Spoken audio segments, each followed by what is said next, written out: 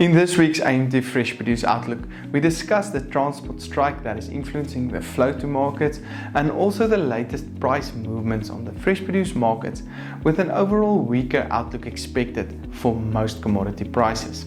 All in this week's video, so make sure to stay tuned.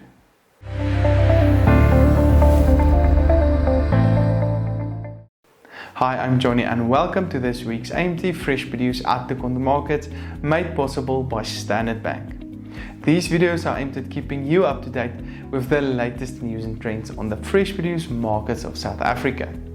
To stay up to date with the latest prices and news, subscribe to the AMT YouTube channel and also follow us on Facebook. Last week's question, whether the high prices could be sustained, will be tested this week for most commodities due to some limited demand that we are expecting. But let's go and see what happened to vegetable prices the past week. The potato price increased by 7% week on week to R42.95 per 10 kilogram bag due to good demand and lower volumes. We may, however, see that this upward movement can be limited due to lower demand this week, but volumes remain low on the markets, most likely keeping prices on its higher level. Lower tomato volumes delivered last week resulted in the price to increase by 10% week on week to R9.30 per kilogram.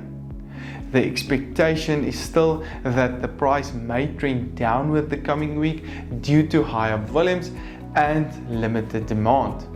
We may also see more larger sizes to start entering into the market. The carrot price increased by 3% last week to R4.24 per kilogram, with prices that may stay around this level for the remainder of the month. However, we are expecting more medium and smaller sizes this week compared to the larger sizes.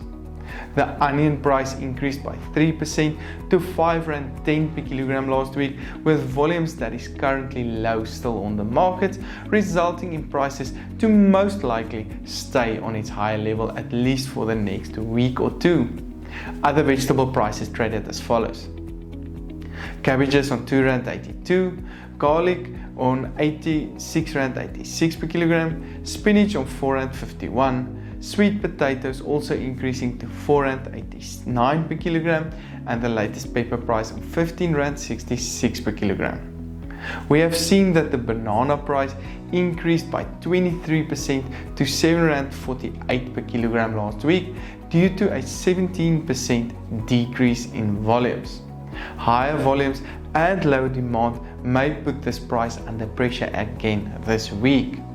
The latest apple and pear prices traded mostly sideways on R6.51 and R7.04 per kilogram respectively, most likely staying on its lower levels this week.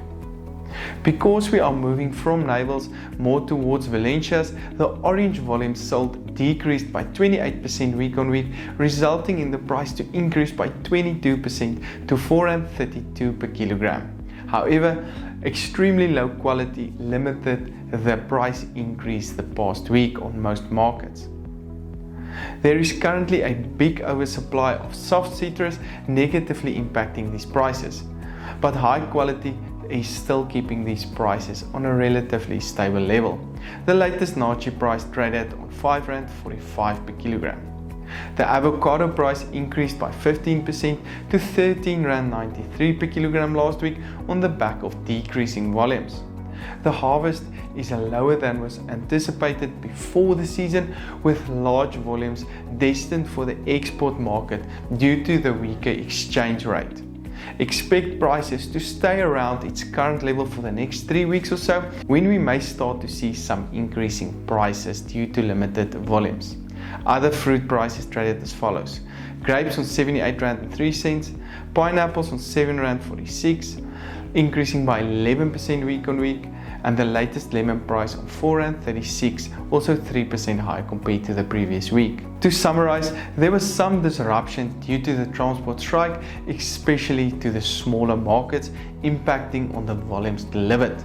But demand is expected to be very low this week, also negatively impacting these prices most likely.